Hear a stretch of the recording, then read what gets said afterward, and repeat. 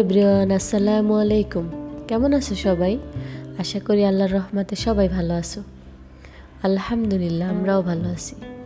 কাছে এবং দূরে যে যেখান থেকে তোমরা আমার ভিডিওটি দেখছো, তোমাদের সবাইকে আন্তরিক ভালোবাসা অ্যান্ড ধন্যবাদ জানিয়ে আজকের ভিডিওটি শুরু করছি।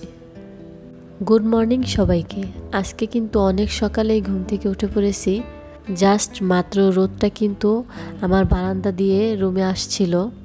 আজকে আলিফের এক্সামের সময় একটু তাড়াতাড়ি যেতে হয়, তাই আর কি আজকে একটু বেশি তাড়াতাড়ি উঠতে হয়েছে। তবে আমি তো আলিফের আগে উঠে দেন সব গুছিয়ে ফেলছি, ফাইল, বোর্ড, রাবার, পেন্সিল যেগুলো বাচ্চাদের এক্সামের জন্য দরকার হয়। দেন আলিফকে উঠিয়ে যখন রেডি করাচ্ছিলাম তখন ও হঠাৎ করে বলছিল যে আম্মু আজকে বিরিয়ানি রান্না করো। আজকে আমি বিরিয়ানি রান্না করতে চাচ্ছিলাম না, যেহেতু আলিফের এক্সাম, আলিফকে সময় দিতে হয়। আর দেখা যায় বিরিয়ানি এই ধরনের খাবার রান্না করলে আবার রাতে রান্না করা লাগে, দুবেলা খেতে চায় না বাচ্চারা, তাই আমি আর কি বারণ করলাম।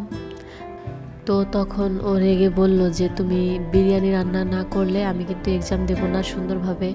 তো কি আর করার, তখন বললাম ঠিক আছে তুমি যাও, আমি রান্না করব।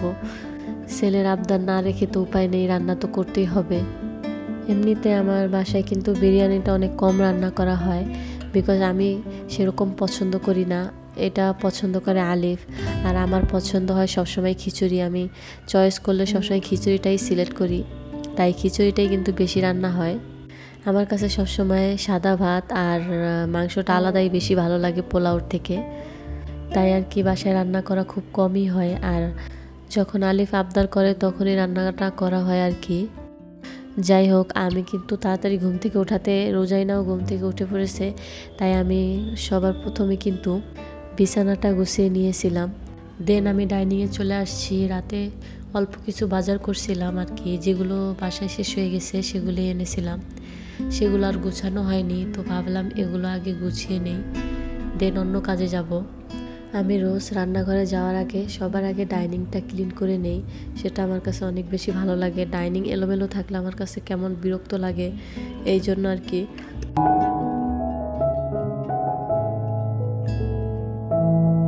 খুব কম রেটে বিক্রি করছিল, এই জন্য আর কি একটু বেশি করে আনছি। ওই যে বলে না যে বাঙালি সস্তা বেলে বস্তা ভরে, এই জন্য বস্তা ভরে নিয়ে আসছি। এই কাঁচামরিচগুলো আমার অনেক দিন যাবে। এমনিতে আমার অত বেশি ঝাল খাওয়া হয় না, যেহেতু বাচ্চাদের ঘর, ঝাল খুব কম পরিমাণেই খাওয়া হয়। তবে ব্যাপার না, আমি যে পদ্ধতিতে কাঁচামরিচ ফ্রিজে ফ্রোজেন করে রাখি অনেক দিন খাওয়া যায়। এটা নর্মাল ফ্রিজে রেখেই প্রায় মাসখানেক খাওয়া যাবে, এর মধ্যে একটা নষ্ট হবে না আর শুকিয়েও যাবে না, একবারে তরতাজাই থাকবে। কাঁচামরিচগুলো সুন্দরভাবে বেছে বোটা ফেলে সুন্দরভাবে গুছিয়ে যদি বক্সে রাখা হয় তাহলে অনেক দিন এই কাঁচামরিচ ভালো থাকে। অবশ্য বক্সের বাইরে রাখলেও ভালোই থাকবে, বাট শুকিয়ে যাবে ফ্রিজের বাতাস লাগলে, এই জন্য বক্সে রাখলেই সবচেয়ে ভালো থাকে। অনেকে দেখি সিজনাল কাঁচামরিচগুলো যখন কম মূল্য থাকে তখন সেগুলো ডিপ ফ্রিজে রাখে, বাট আমি কখনোই ডিপ ফ্রিজে রাখি না, এটা আমার কাছে ভালো লাগে না, টেস্ট লাগে না। দেখা যায় কাঁচামরিচ হয়তো কখনো একটু বেশি দাম হয় বা কখনো একটু কম দাম হয়, আমার যেহেতু খুব কম লাগে এই জন্য আমি ওইভাবে ফ্রোজেন করি না। ডিপ ফ্রিজে ফ্রোজেন করলে কাঁচামরিচটার টেস্ট একদমই নষ্ট হয়ে যায়। সুন্দর করে আমি টেবিলটা ক্লিন করে দেন চলে আসছি রান্নাঘরে। আজকে আমি চিকেন বিরিয়ানি রান্না করব, যেহেতু বাচ্চাদের জন্য। আর আলিফ কিন্তু চিকেন অনেক বেশি পছন্দ করে মাটনের থেকে, এই জন্য আমি চিকেনটাই নিয়েছি বিরিয়ানি রান্না করার জন্য। তবে আমার কিন্তু চিকেন বিরিয়ানি থেকে মাটনটাই বেশি ভালো লাগে।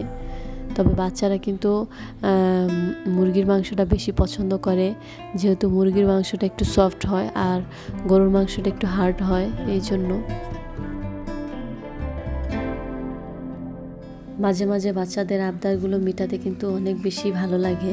আলিফ গেছে এক্সাম দিতে, ও যদি এসে দেখে ওর পছন্দের বিরিয়ানি রান্না কমপ্লিট তাহলে কিন্তু অনেক খুশি হয়ে যাবে। তবে আলিফের কিন্তু সবচাইতে পছন্দের একটা ডিশ হলো চিকেন ফ্রাই, এটা কিন্তু আলিফ অনেক বেশি পছন্দ করতো। আলিফের আব্বু যখন বাংলাদেশে ছিল, এটা কিন্তু আলিফের জন্য অনেক বড় বড় ব্রয়লার মুরগি এনে রাখতো চিকেন ফ্রাই করার জন্য।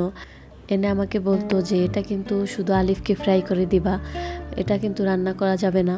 আর ব্রয়লার মুরগি কিন্তু আলিফের আব্বু একদমই পছন্দ করে না, তো বলা যায় ঘরে ব্রয়লার মুরগি রান্না হবে না বললেই চলে। ও বাংলাদেশে থাকাকালীন আমাদের ঘরে শুধু রান্না করা হতো গরুর মাংস আর দেশি মুরগি, এছাড়া অন্য কিছুই খেত না। কিন্তু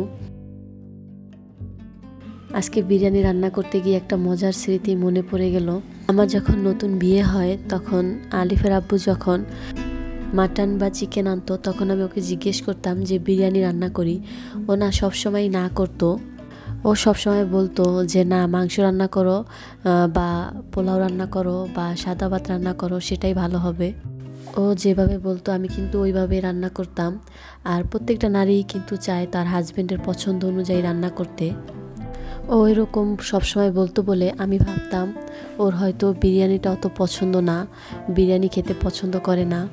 তাই একদিন যখন মাটন বাসায় এনেছিল তখন আমি ওকে জিজ্ঞেস করলাম, তোমার কি বিরিয়ানি পছন্দ না নাকি তুমি বিরিয়ানি খেতে ভালোবাসো না? তখন যে অ্যান্সারটা ও দিল তা মনে পড়লে এখন আমার অনেক বেশি হাসি পায়, বাট তখন কিন্তু হাসি পায়নি, তখন খুব রাগ হয়েছিল। ও আমাকে বলল যে আসলে বিরিয়ানি আমি অনেক বেশি পছন্দ করি, বাট আমি তোমাকে রান্না করতে বলি না, কারণ আমি চাই না যে আমি যেই মাংসটা এনেছি সেটা নষ্ট হোক।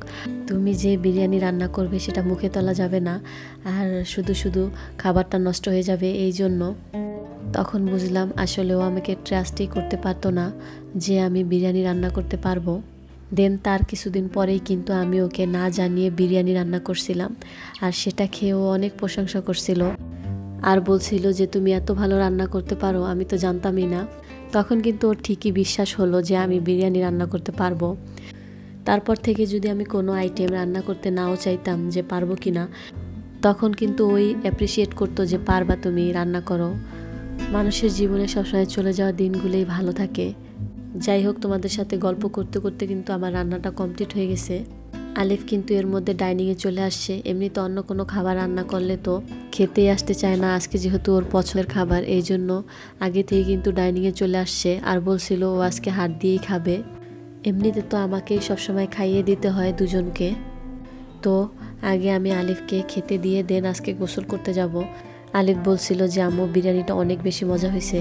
আসলে সত্যি বিরিয়ানিটা খুব বেশি ভালো হয়েছে, আমার বোনও অনেক প্রশংসা করছিল। আজকের ব্লগটি এই পর্যন্তই, দেখা হবে পরবর্তী কোনো ব্লগে। আল্লাহ হাফেজ।